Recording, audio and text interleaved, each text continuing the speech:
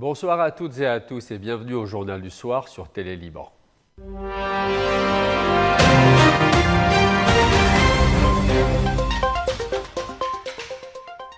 À New York, le président de la République, Joseph Aoun, entame des rencontres officielles en marge de l'Assemblée générale de l'ONU, marquée cette année par le 80e anniversaire de l'organisation internationale. Entre réunions bilatérales et échanges avec la diaspora, le chef de l'État cherche à mobiliser appui politique et investissement pour sortir le Liban de l'impasse économique et renforcer son rôle régional. L'Assemblée générale de l'ONU célèbre cette année ses 80 ans. Le Liban y est représenté par son président Joseph Aoun, qui a multiplié les rencontres avec des chefs d'État et des délégations étrangères.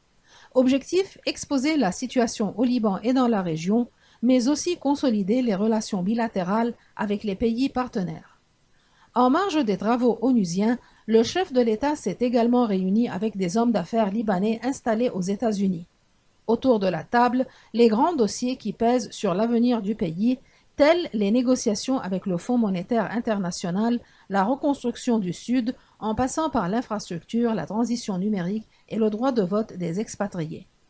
Aoun a souligné que le retour des investissements est vital pour le Liban. Il a insisté qu'un tel retour des investissements suppose la stabilité et des réformes financières, économiques et judiciaires concrètes capables de rassurer les pays et organisations partenaires et de redonner confiance aux Libanais. Face à lui, la diaspora a exprimé son inquiétude, mais aussi sa volonté d'aider. Propositions, idées, contacts, plusieurs se disent prêts à mettre leur réseau au service du Liban pour soutenir ses intérêts et relancer son économie. À l'ONU, comme auprès de la diaspora, le message est clair, le Liban veut redevenir un acteur stable et crédible dans la région, à condition de trouver les soutiens nécessaires pour franchir ce cap difficile. Et sur le plan local, les militaires retraités redescendent dans la rue. Excédés par la détérioration de leurs conditions de vie et privés de garanties sociales, ils ont multiplié les actions de protestation, bloquant plusieurs routes à travers le pays. Leur objectif, maintenir la pression sur le gouvernement pour obtenir des solutions concrètes. Du nord au sud du pays, le même scénario. Routes coupées, circulation paralysée.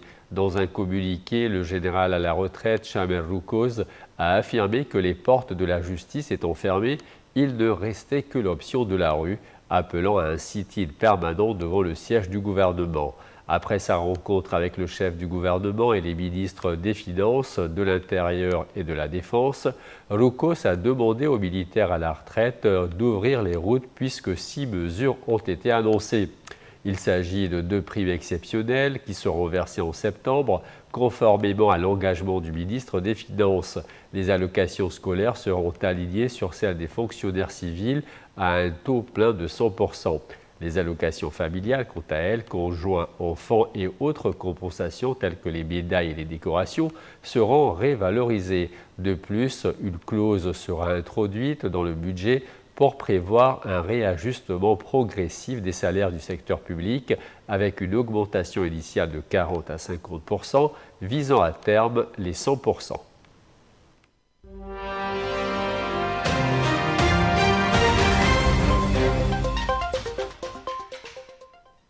La France et plusieurs pays européens reconnaissent officiellement l'État de Palestine en marge de l'Assemblée générale à New York. Une décision hautement symbolique qui vise à relancer la solution à 2 États, mais qui déjà suscite la colère d'Israël et l'opposition de Washington. À l'ouverture de la grand-messe annuelle des Nations Unies, un geste diplomatique fort. La France et plusieurs de ses partenaires européens s'apprêtent à reconnaître l'État de Palestine. Fruit de plusieurs mois de tractations menées par Emmanuel Macron, cette décision est présentée comme une étape pour sauver la solution à 2 États en excluant clairement le Hamas du processus. Ce que veut la France, c'est la paix. Ce que veut la France, c'est un cessez-le-feu immédiat.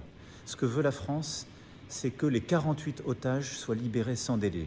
Ce que veut la France, c'est le retour de l'aide humanitaire à Gaza. Ce que veut la France, c'est un jour d'après possible à Gaza, avec le Hamas démantelé et écarté du pouvoir. Ce que veut la France, c'est une autorité palestinienne réinventée, renouvelée, des programmes scolaires qui n'enseigneront pas la haine et les conditions qui permettront la paix au cœur de cette autorité palestinienne. Ce que veut la France, ce sont deux États vivant en paix, côte à côte. Cette décision intervient alors que la guerre à Gaza fait toujours rage. Plus de 65 000 Palestiniens y ont été tués depuis l'offensive israélienne déclenchée en octobre 2023, selon les autorités locales. Une catastrophe humanitaire qui accentue la pression sur Israël. Le président palestinien Mahmoud Abbas, privé de visa par Washington, doit s'exprimer en visioconférence. Il a salué ces reconnaissances comme un pas important et nécessaire vers une paix durable.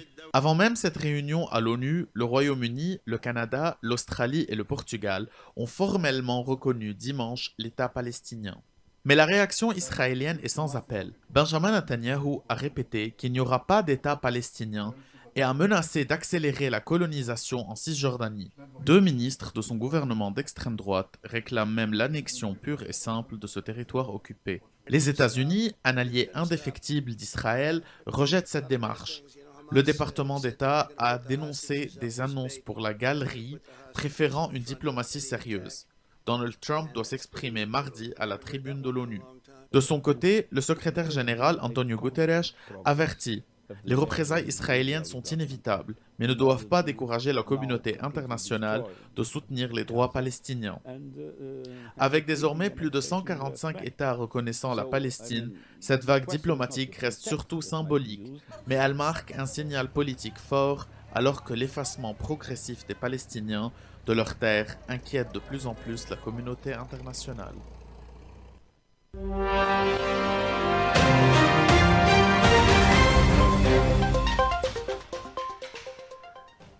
Kim Jong-un se dit prêt à renouer le dialogue avec Washington, mais à une condition, que les États-Unis renoncent à exiger la dénucléarisation.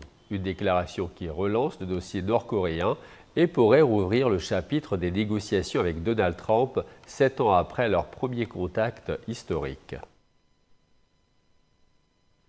Kim Jong-un tend la main mais fixe ses conditions. Selon l'agence officielle KUNA, le dirigeant nord-coréen se dit ouvert à reprendre contact avec Washington si les États-Unis abandonnent leur exigence d'une dénucléarisation complète de Pyongyang. Une déclaration qui résonne comme un rappel du passé. Donald Trump et Kim Jong-un s'étaient rencontrés à 3 reprises entre 2018 et 2019 sans parvenir à un accord sur l'arsenal nucléaire nord-coréen. Aux États-Unis, la droite pro-Trump pleure l'influenceur Charlie Kirk, assassiné le 10 septembre.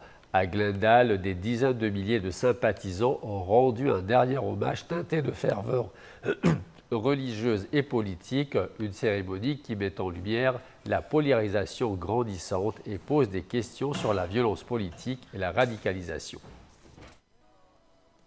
Près de 65 000 personnes ont afflué dans un stade de Glendale, en Arizona, pour les obsèques publiques de Charlie Kirk, figure influente de la droite conservatrice et fondateur du Turning Point USA.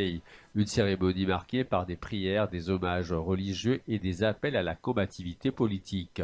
Le président américain Donald Trump lui-même est intervenu, saluant un martyr aux yeux de ses partisans. Les images montrent une foule en émoi reprenant des chants de rock chrétien. Parmi les présents, des électeurs convaincus qui voient en Kirk un défenseur des valeurs chrétiennes et conservatrices. Il est mort pour la liberté américaine, résume une sympathisante venue du Texas. Charlie Kirk, 34 ans, s'était imposé comme un agitateur médiatique. Discours anti-avortement, hostilité à l'immigration et à la communauté LGBTQ, et relaie des thèses complotistes sur l'élection de 2020. C'est sur un campus universitaire qu'il a été tué le 10 septembre. La cérémonie a aussi donné lieu à un discours enflammé. Certains responsables politiques ont parlé de combat civilisationnel, ce qui suscite des inquiétudes. Des voix d'alerte dénoncent le risque d'encourager la radicalisation et la glorification de la violence. De l'autre côté, beaucoup d'Américains et d'observateurs appellent au recadrage. Rappeler que la violence ne peut être une réponse politique et que la protection du débat démocratique passe par le refus de l'incitation à la haine. Une veillée nationale qui laisse une Amérique partagée. Pour les uns un martyr, pour les autres un signal d'alarme sur les conséquences de la radicalisation politique et médiatique. Les autorités judiciaires poursuivent l'enquête sur le tireur tandis que les responsables politiques se retrouvent confrontés à la nécessité d'apaiser un climat social de plus en plus tendu. Entre découvertes sportives et moments de convivialité, Beyrouth Sport for All 2025 a transformé le front de mer de la capitale en un grand terrain de jeu pour toutes les générations. Reportage Joël Sfer.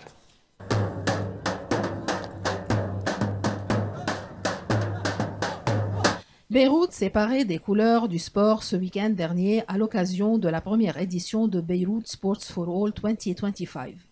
Un rendez-vous inédit organisé par le ministère de la Jeunesse et des Sports sur le front de mer de la capitale. En fait, c'est la première fois que le ministère de la Jeunesse et du Sport réalise un événement pareil.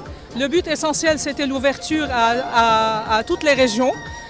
On avait planifié pour 7 régions, mais techniquement, on a pu réaliser 4 régions.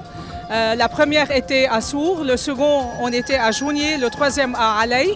Aujourd'hui, nous sommes à Beyrouth, le capitale, là où vous trouvez, bien sûr, l'aspect représentatif de Beyrouth, bien entendu. Nous avons toutes les familles sportives et de la jeunesse qui sont représentées ici, dans cet événement. Nous avons voulu transmettre un message, le message du sport comme étant un message de paix, un message non pas essentiellement compétitif, mais un message de vie.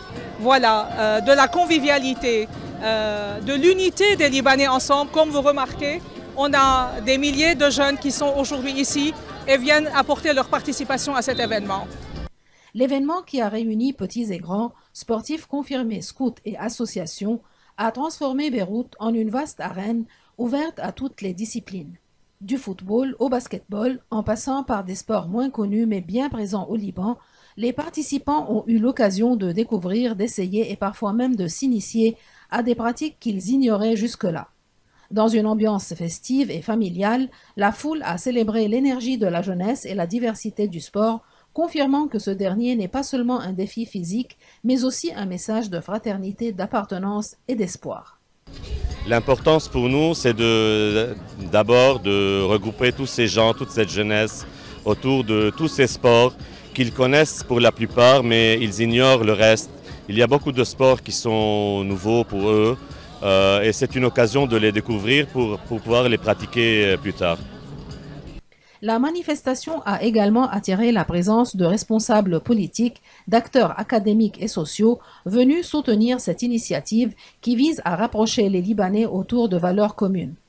Entre démonstrations, matchs amicaux et animations, le front de mer de Beyrouth s'est transformé en un véritable pont de dialogue et de convivialité, offrant l'image d'une ville vibrante, vivante, tournée vers l'avenir.